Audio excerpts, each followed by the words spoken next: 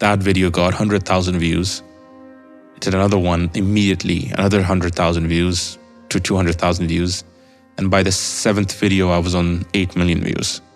Because I knew at the back of my head, like the situation at home isn't the best. So I need to have something going for me. Something that I did with this company led to the lives of the taxi drivers being impacted.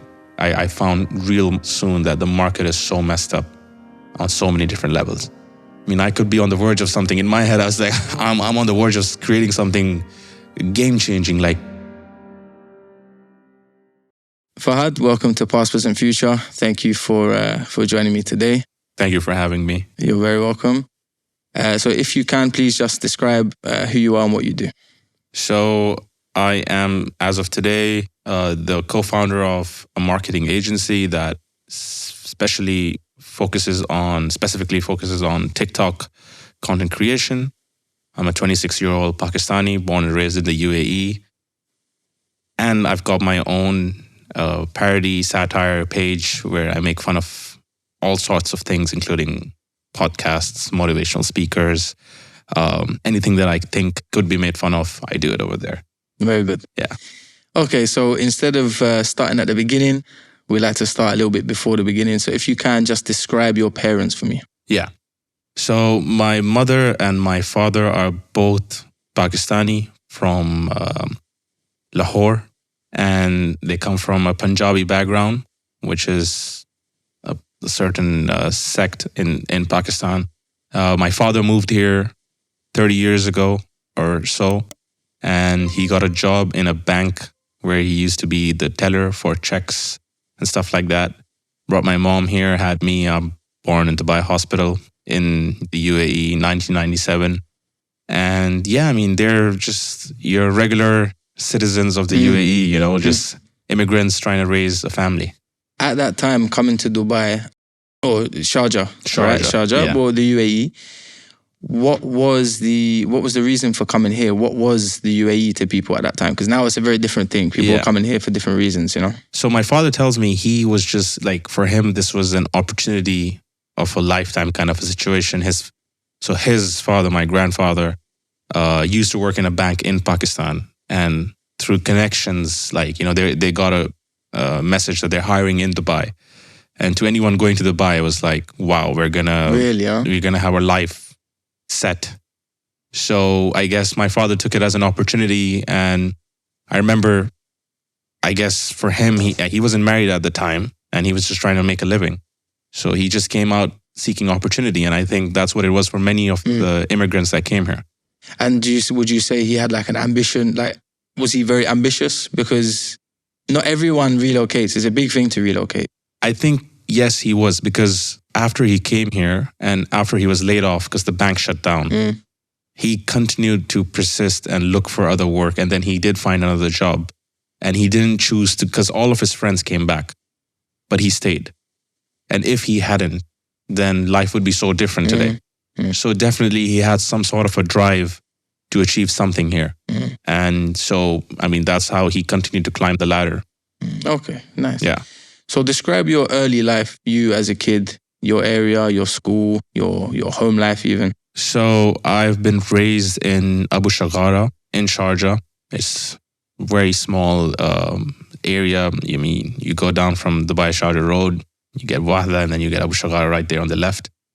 My area was more of a family / bachelor area. You had some lower class, middle class people living over there. We had a nice big park in the center. I really didn't hang out with the kids in the neighborhood. Some kids were into the, wrong kind of stuff. I was always sitting on my BMX, cycling across the neighborhood and coming back home. I loved space, tech, anything related to robots. Growing up, Iron Man was my thing. So I kind of wanted to be an astronaut for a while, and then I wanted to get into robotics engineering. I mean, life growing up as a kid in Dubai was going to malls, going to parks, shopping. You had Dubai summer surprises, that yellow modish thingy. You had Lamsey Plaza and all of these things.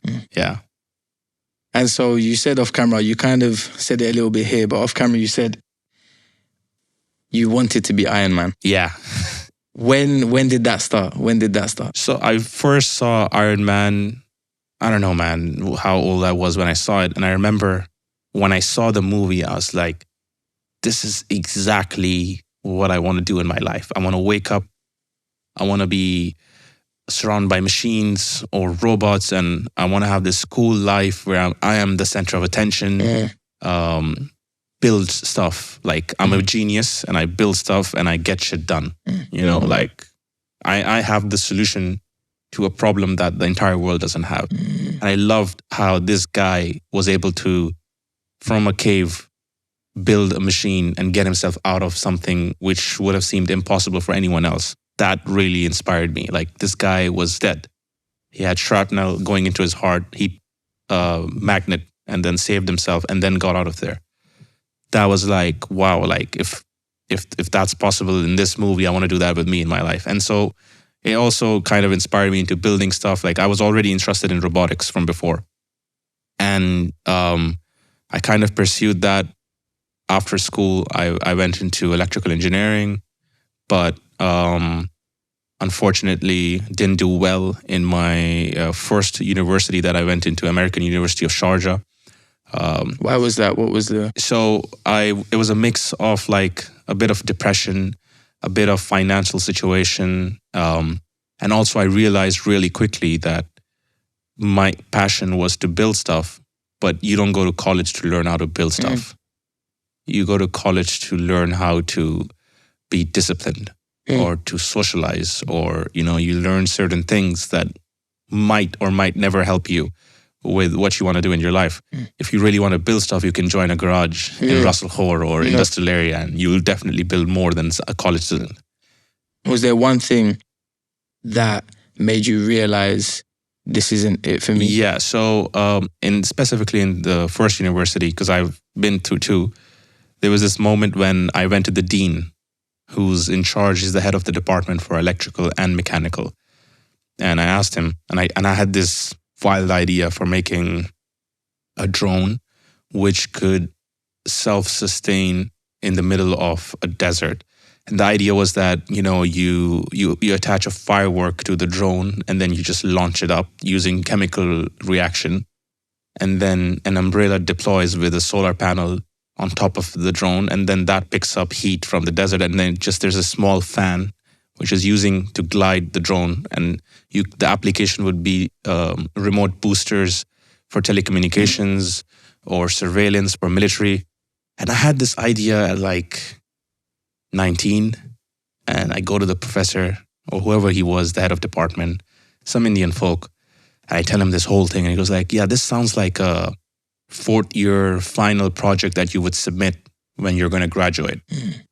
Right now, what I would like for you to do is focus on your studies and maybe build a robotic arm, and then we can talk about this. And I was just like, man, this guy really doesn't care. You know, he doesn't understand what I'm talking about over here.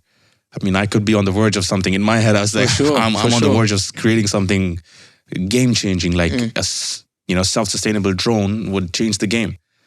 And I just walked out and I was like, screw this guy. Okay, I'm going to build a robotic arm and come back to him. And I never built a robotic arm because I couldn't, because I didn't have the resources. I didn't know how to do shit. Like, I bought a bunch of servo motors, batteries, some wood, and I tried to put it together and I failed miserably. I was like, why am I trying to prove to this guy? I want to build that drone, I'll build that drone. And then it kind of just went from there. Interesting. Yeah.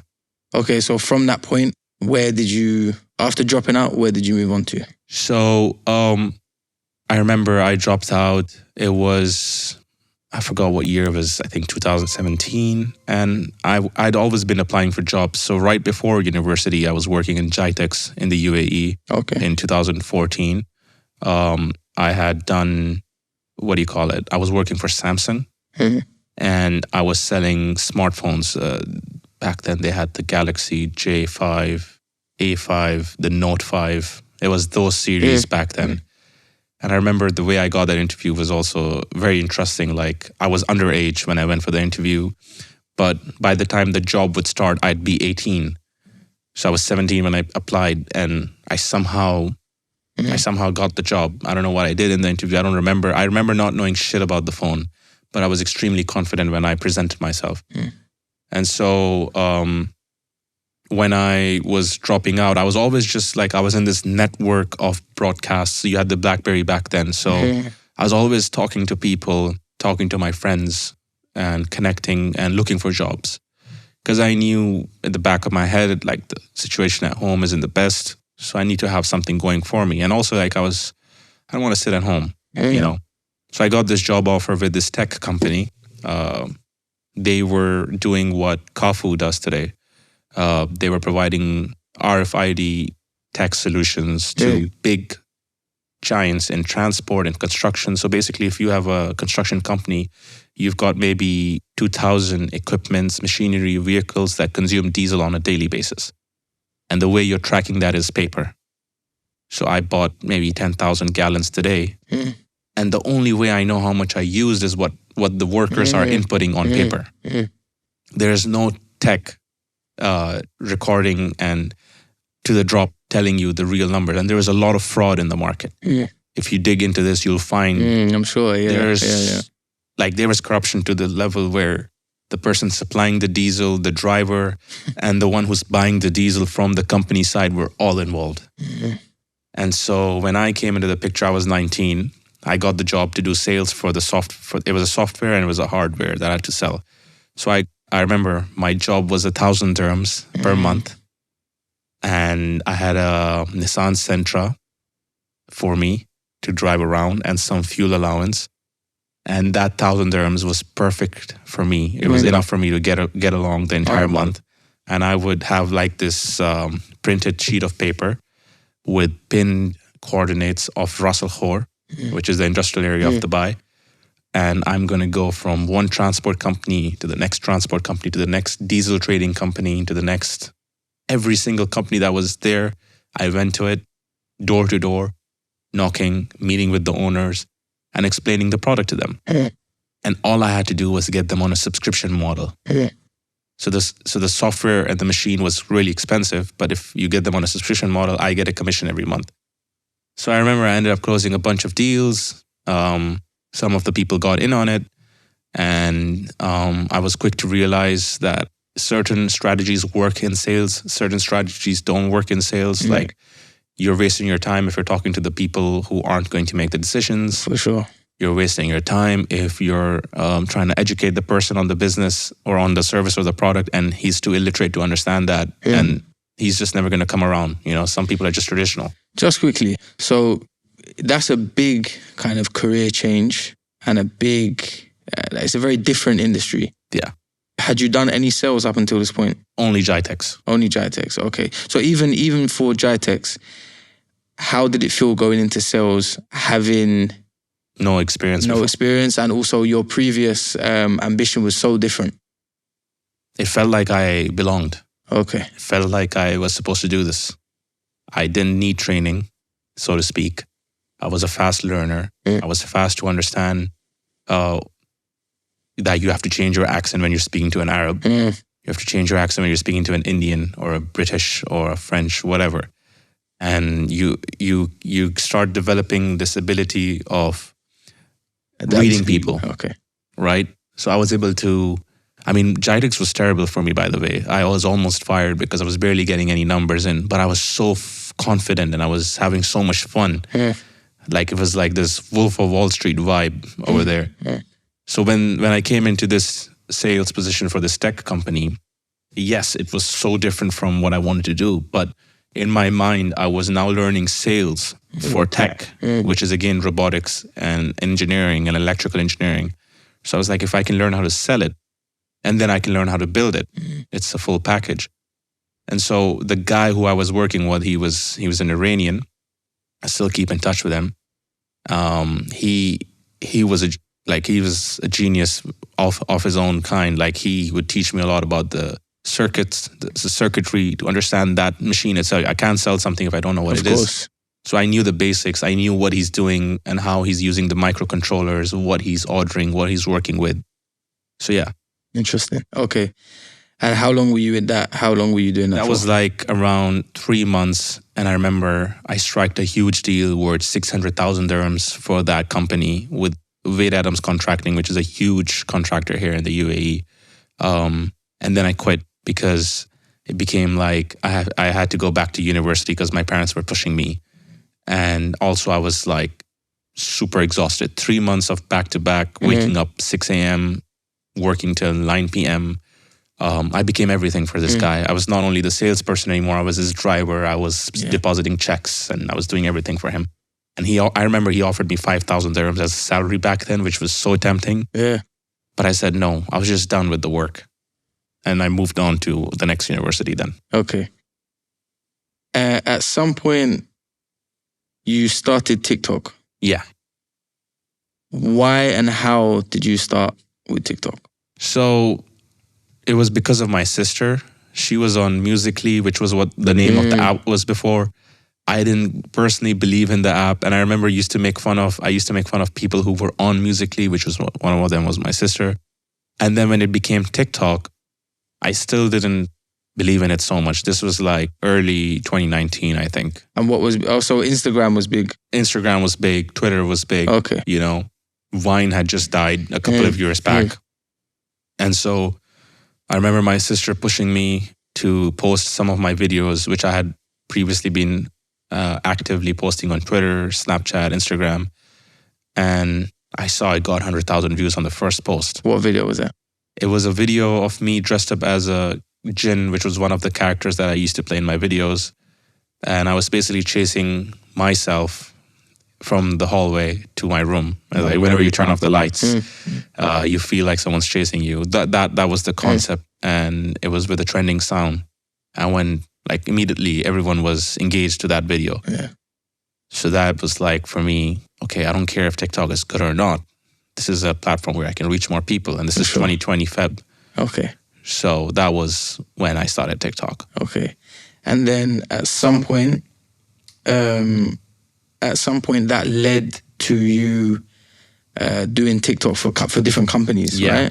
Yeah. So from that point in 2020, was it 2019? I'm not even sure anymore. But yeah, from that point till I think another 8 months, I was working in another media company and I was about to resign and I had grown a decent following of like 60,000 or 70,000 on TikTok by now. And so the clients that I was working with, one of them approached me and said, hey, I've seen you do videos for yourself. Why don't you come do it for us? And I was like, what am I going to do? You know, like, what is this guy asking me? Like, I'm not going to dress up as the jinn and promote his business, you know? And so he's like, no, what we want you to do is create our profile and make videos for us using our materials, our staff. And so that was where I got my first freelance gig of making TikToks for another company. Before we go further into that, I've missed out a bit because how did you end up in media now? Because that's another shift. So a lot of jobs, a lot of experimental work. I even worked in schools for a good point of time in my life. I was working in this company called Spider Frogs, and they were an events company, and they would set up these planetarium domes inside schools, and I was in charge of setting that up. And so I met a bunch of people there, and then I was working in that same tech company that I told you. So I made some good connections over there with some people, and one of the people who was working with me in that tech company was working in this media company. And so it was Soul DXB where this guy goes like, yo man, he had resigned for like 3-4 months now from the tech company. And he gave me the business card of the media company. He's like, yo man, we're hiring people.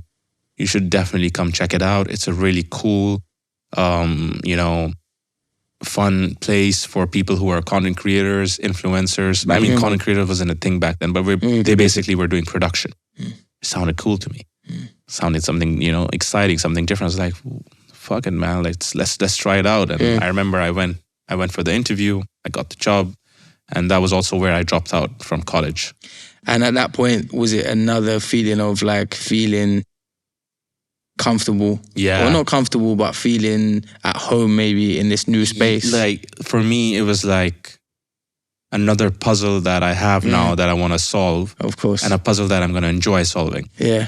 Another challenge that I'm going to enjoy doing. For sure. So surrounded with cameras, surrounded with media, it really made me feel like this is something that I want to learn and this is something that I want to do. But then, you know, you're this innocent kid that gets into any work. And I realized this even with a tech company, and you find corruption. And so that was the case even there. Like I found real soon that the market is so messed up on so many different levels. Of course. Yeah. And how did you actually start? What was the reason for you to actually start making funny videos? So that goes all the way back to during my university time, when I had this whole low phase of just, I was extremely depressed. You know, life wasn't really making that much sense. I wasn't working that much at that point. And so I used to tweet a lot. I used to tweet about my depression in a funny way. I mean, I've always been the class clown or the lame friend in the group. And so that was something there inside of my brain from the beginning. Now, it was, I guess, an outlet that I was looking for. So Twitter was where I would make, I wouldn't say skits, but videos, which I found funny. Like I just put music behind a chicken crossing the road and that's funny to me. Or I just, I don't know, dance to a ringtone and post that. That's funny to me. Like it was whatever was funny to me. I remember. And it was something, it was like a coping mechanism or something to help you deal with what you were dealing with. Keep myself busy, you know?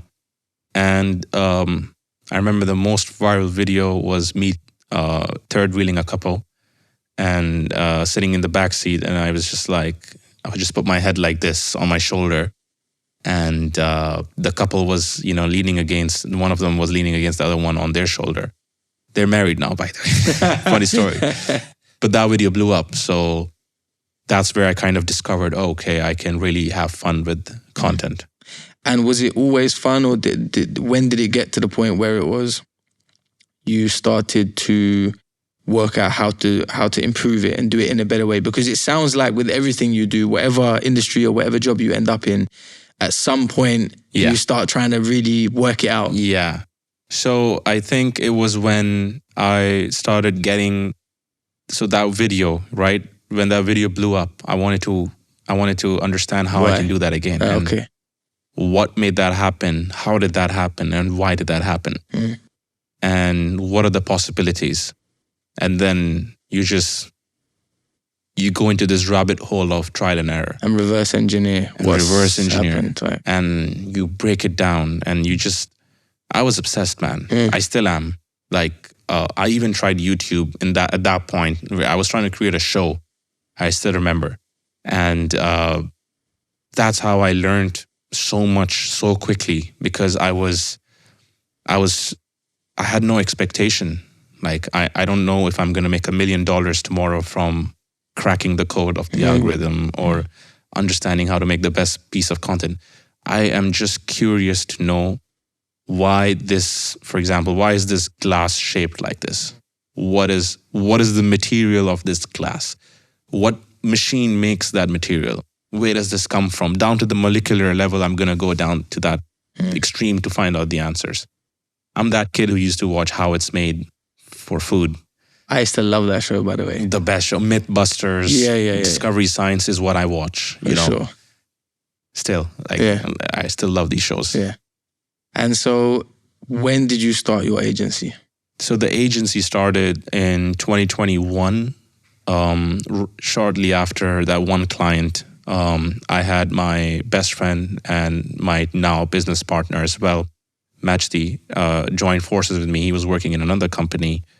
And we would realize that you're making enough money now that you can't just put in your bank account.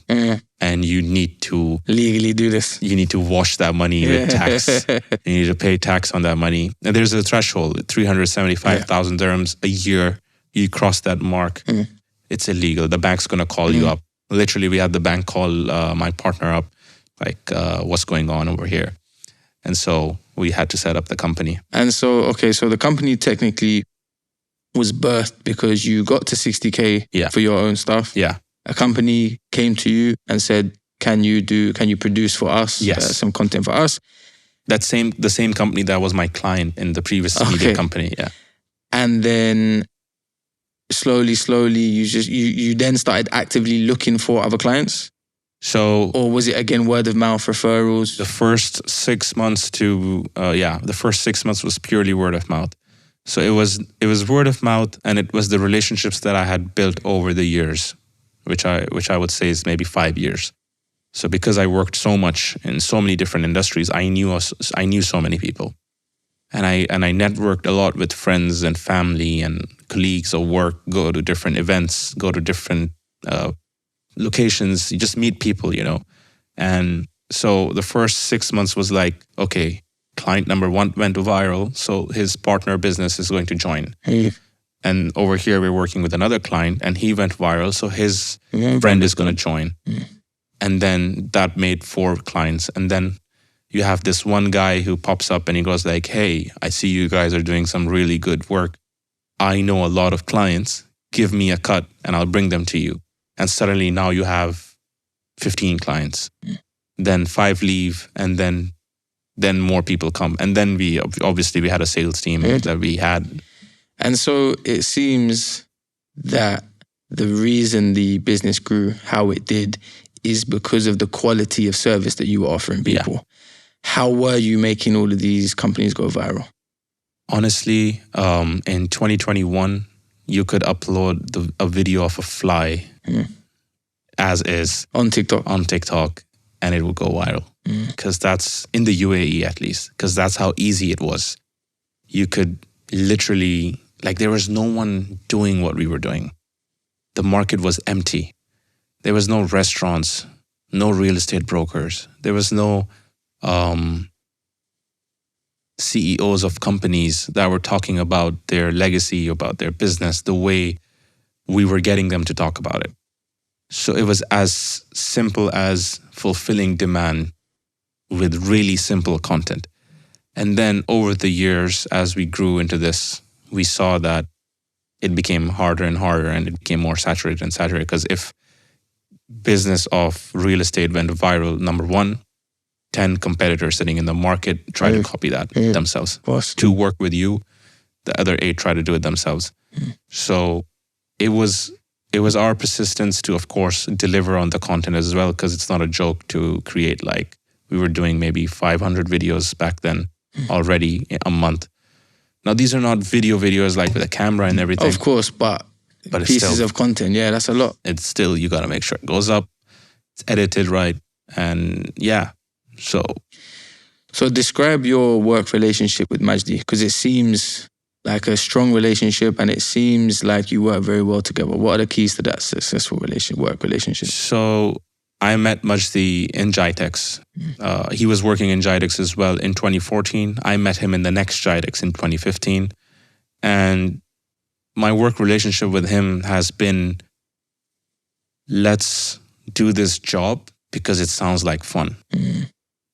Let's do this not for the money, but because we're all friends and we're going to really have a good time busting our ass on the floor and sweating and, getting this done. And literally throughout time, since I've known him, I'd find a part-time job, I'd throw him in with me. He'll find a part-time job, he'll throw me in it with him. And he has his friends and I have a couple of my friends, and we had this whole group. And so when the business happened, naturally, it's that's what we're going to do. What we've always been doing. We're going to work our asses off to really deliver on what we're trying to create over here. So I would consider myself more on the R&D bit and the creative side. He's more of the operational and sales side when it comes to the business itself. He's really good with money. I'm really good with content. If it were up to me, I would have sold this whole company for a dirham or less or for free. I would do this content for free if I had to. If I could get fish, chicken, water, and a house for making videos for the rest of my life, I would do that. But he's my manager in that sense, bro, you got to get paid. He was the one who determined my rate for our first. So the first freelance gig was just me alone, solo. And so he was the one who told me to charge a little bit more. I was going for a way lower price. So yeah, that's yin yang kind of a situation. Okay. Now, Brands for Less. Yeah. Mr. Taufik from Brands for Less. Yeah. Describe how you impacted the business. I would like to believe that with the work that we've achieved with Tawfiq has definitely set some sort of and a huge, first of all, impact internally in his business, because now there's a face to the entire business. This year they had a campaign with billboards of Tawfiq himself all across the UAE. So I think we've really helped Brands for Less in that way, in the sense of it creating a brand identity with Tawfiq. I mean, they've got their own marketing things going on for the last. It's a huge business from 25 years, but us coming into the picture and doing these videos with Tawfiq gave an insight to the customers which they'd never seen before.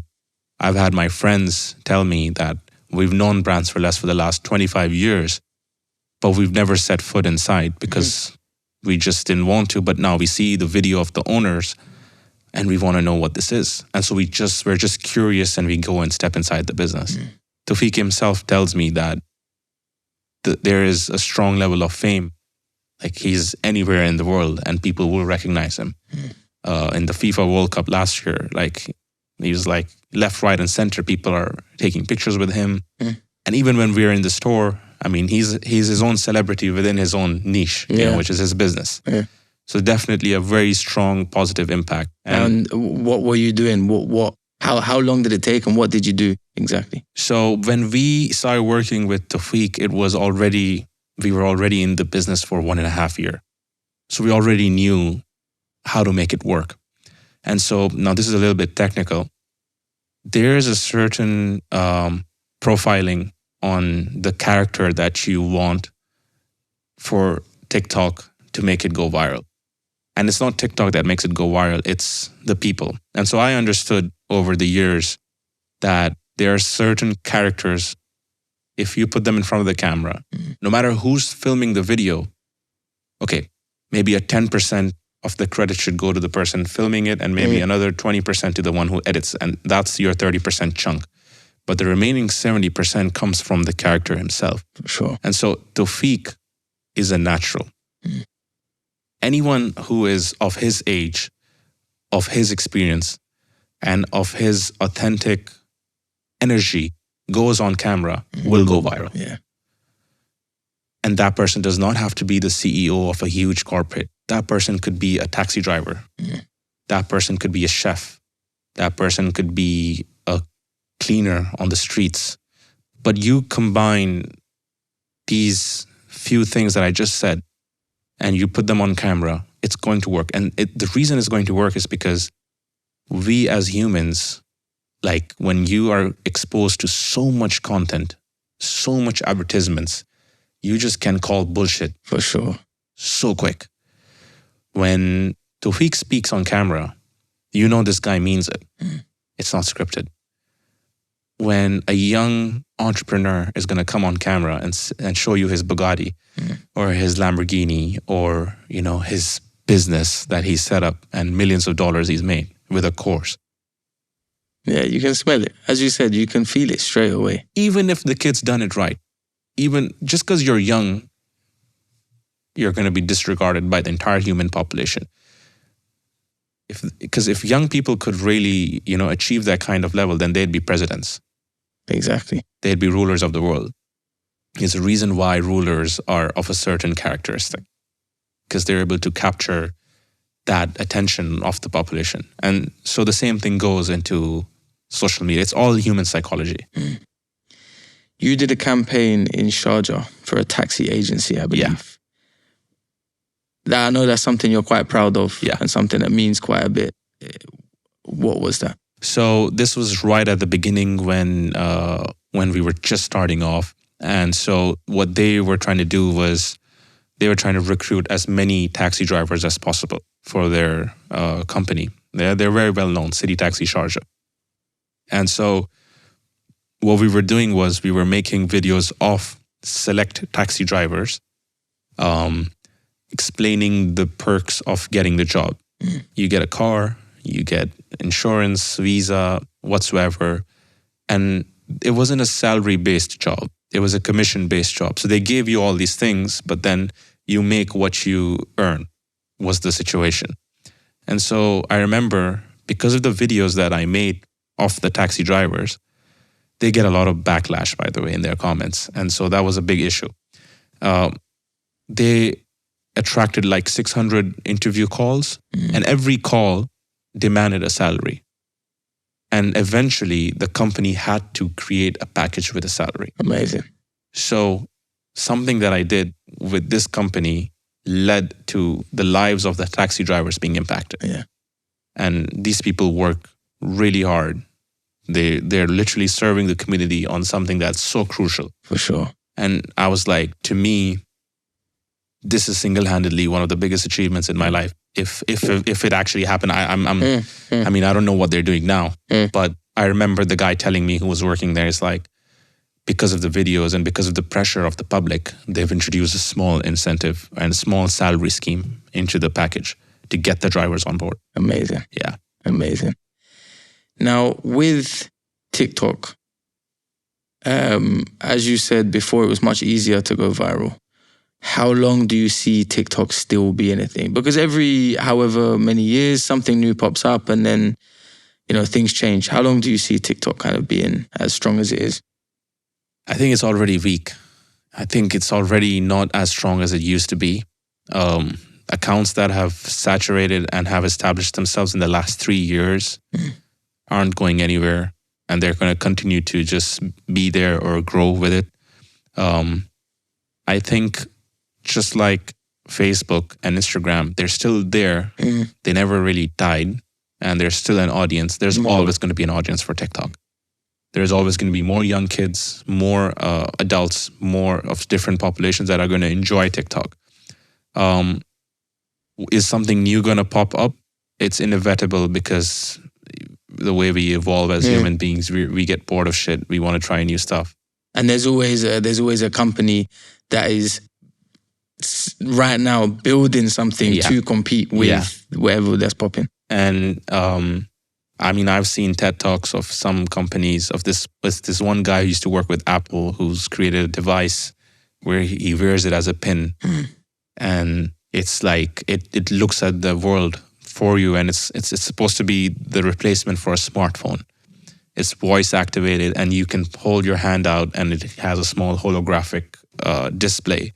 And that's apparently the future, with the whole metaverse thing going on, and making technology frictionless, and you integrate technology into human beings. I feel like maybe in that space something will pop up, but again, it'll come down to the creators on how they can adapt, and whoever's going to be the first is going to always stay at the top, for sure, if they keep trying.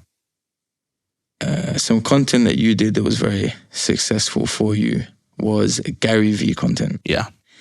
What did that do for your social media? So I still remember, it was actually inspired from one of the clients that I was working with at that time. And he was a motivational speaker in a way. I mean, his videos were all about motivation. He was a Nigerian owner of a restaurant. And so I remember I was sitting down with my sister, and I'm like thinking, oh, what can I do that would be different from what I've already done? And I saw I had seen Gary Vee was really going viral at that time. I was like, okay. I just put my phone in front of me on the table. There was no tripod even at that point. And I just said shit. Like, I don't even remember what I said. I could pull out the video now. I don't even remember. I just said random words. But I pretended to say those words in a motivational way, and I popped a motivational song in the background. And so that video got 100,000 views. I did another one immediately, another 100,000 views to 200,000 views. And by the 7th video, I was on 8 million views. And I fed the algorithm more and more of that. I was posting 3 videos a day, and I gained from 90,000 followers at the time to 660 or 700,000 followers in 3 months. And that was one of the fastest growths I've seen of my own self. Yeah.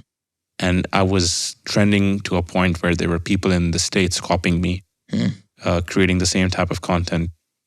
There was a phrase called "become a chair" that went viral at that time with me. And so I had made a t-shirt also on that. And some big creators from the US recognized me. And yeah, like that was a big moment in the social media space for me. Going from that number of followers to the 600K, did you notice any difference in the real world? People noticing you? Was it? I mean, a bunch of kids would recognize me every now and then.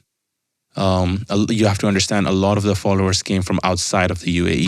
Got you. So definitely in Malaysia, in the US, in Canada, even Germany, I had fans like, go crazy if I comment something on their post. In the real world, my friends were like, yo, bro, why aren't you in America right now? Like, you should be on a plane right now, just traveling the world, touring. I remember some of the people I worked with, like clients and agencies, were acting a little bit weird. Some people take it nicely, some people don't take it nicely. Interesting. I was just very fascinated by it. For me, it was just another science project. Of course. You know, like, which is interesting because I know that you've said to me that your personal videos is research and development for what you do for your agency, which is really interesting. And anybody who's looking for an agency to work on their projects, that is the perfect person to work on it for you. If you find someone who has a passion for this thing that you're paying them to do and would do it regardless and does it for themselves, just for the fun, just for the science, just to learn, that's someone you want doing. And were there any specific opportunities that came your way after growing your own personal brand to such a big level? So, I mean, we've had a lot of people offer stuff like, we can invest in your business. I had a few clients that were ready to put in money to scale the business. I'd have, I thought about starting merch, starting different businesses, but if it's not a challenge or if it's not something different, I kind of just don't want to do it. I don't want to open a cafeteria. There's thousands of them out there. I don't want to do something that everyone else is doing. I want to do something that really leaves a mark on the world in itself. So yes, there were different opportunities. I did make a good amount of money from brand collaborations on my own page. I mean, I've had brands work with me and pay me top dollar to post a video on my page. But most of the opportunities that would have come didn't entrust me, I would say. So I'm still around the same space right now. Got you. Yeah. Now, for someone who is has so much knowledge on social media, virality, if you were to speak to someone who knew nothing about it, financially, what would you say is the most beneficial? And what are the difference between all of the platforms, Instagram, Snapchat, TikTok, YouTube even? I think when you say financially, you mean in terms of where you're going to make the money. Yeah. And how is the money made? Today, of course, the hype is all around TikTok. The hype is all around Instagram. Facebook, not as much. Now, but it really depends. If you're getting into it for e-commerce, you could really do well with Facebook, Facebook ads. You could really do well with Google ads even. But if you're going in it to like become an influencer or like start a marketing agency, I think as of now, TikTok and Instagram is where the tunnel vision is of all businesses across UAE, because that's where my market experience is. And it is getting saturated. There are a lot of people opening agencies left, right, and center. I mean, some of the people that I worked really close with within my own company left, are doing part-time in the same space. And so if you're trying to make money through social media today, remove the objective of making money from it first. And just produce good content, essentially. And educate yourself. Okay. You will produce the content and it probably will be shit because nobody got it right from the first video. Of course. So educate yourself and be the backyard science kid. Yeah. Who just is like, there's a sparkle in your eyes every time you get that one extra view. And become a scientist of your field. That's how it should be. If you could give advice, just easy advice to people who are using TikTok for their business, for their brand, for their company, what are the biggest mistakes that people are making? Trying to sell. Every business is set up for the objective of getting a customer. I work with a recovery business right now. They do recovery trucks.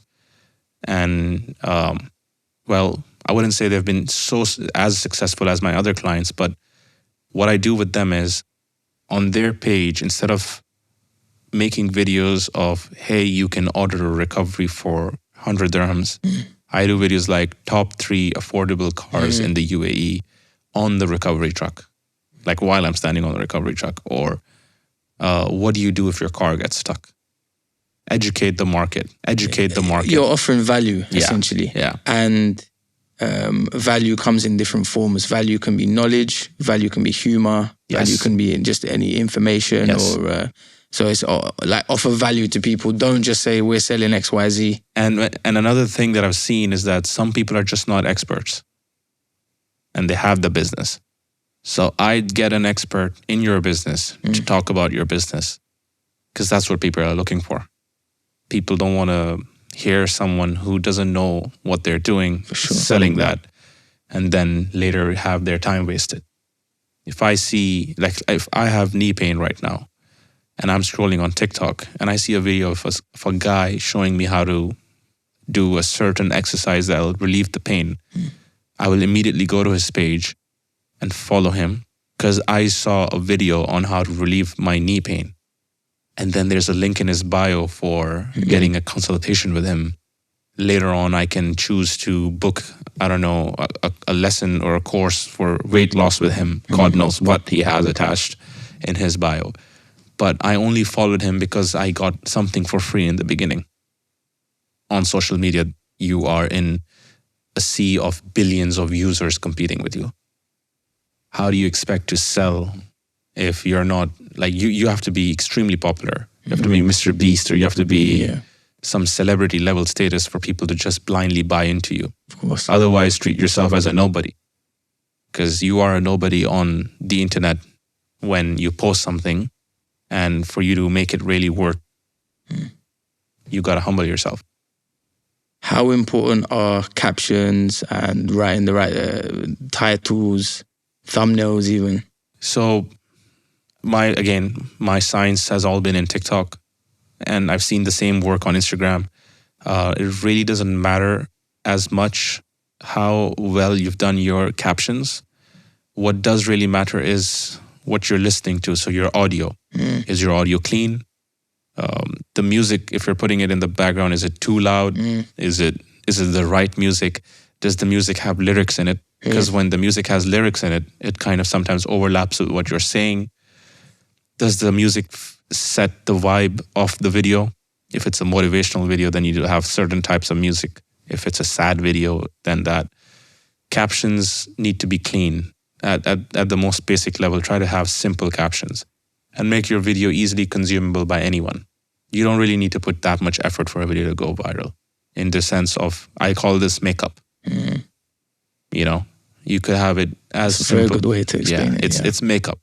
Because when you see some really viral videos, they don't have that much makeup on. For sure. Yeah. And actually, sometimes the most simple videos go viral. And actually, videos that are filmed on Nokia Nokia brick phone. Yeah. And, you know, it's grainy and pixely, but if what was recorded, is interesting or of value, then yeah, for sure it can be popular. Now, for the future, what are your plans, business-wise and just in general for the future? So immediately right now, first of all, I'm trying to fix my health, because the last 3 years I went from being really in a good place with my health to almost borderline obese. I have a BMI of 31.1 as of right now. So I'm working really, really closely with some people on trying to get my diet right, my fitness right. I developed some knee pain, like I said earlier. So right now my goal is to really fix my health, because if you're not healthy, you can't really do much. For sure. And now health is getting in the way of my experiments. Yeah, okay. I can't do as much as I could before because I physically can't. Yeah. So health is top priority. Long form content, simply because, if you've done so much of something, you want to go deeper into the rabbit hole. Sure. Naturally, if you go from short form, it's long form. So I'm trying to figure out now long form content. When you say try to figure out long form content, you mean like you want to figure out how to make successful, like of course, viral, or just create how to create the best long form. So now because I've walked the path of short form from nothing to so many views and followers, I know that this is a path that exists on this end as well. So I'm very curious to know how to do it over here. Like, I just want to know how I can do this. What happens after that, I don't care. I just want to know how I can achieve and replicate what I achieved over here. And so once that happens, then I'll go to the next thing. I kind of have a feeling that I want to go into producing a show. I want to be in the director's shoes. I really love how, like, I'm rewatching Breaking Bad for the 5th time right now. And so I'm really looking at the details. Like, what was the director thinking when he did this? What were they thinking when they wrote it to be in this way? And so that's really where my interest is at. And if I have to go back to the streets and sleep on a couch to achieve that, I will. Amazing. Fahad, thank you so much, bro. No problem, Much appreciated.